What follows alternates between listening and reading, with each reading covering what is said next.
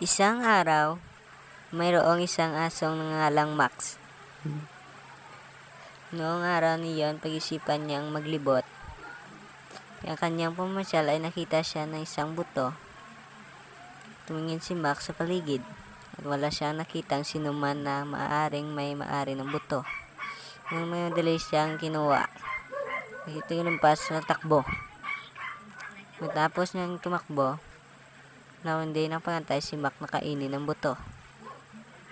Nagsimula siyang maghanap ng tahimik at makalmadong lugar saan niya pwedeng kainin ng buto nang wala siyang nangingi sa kanya.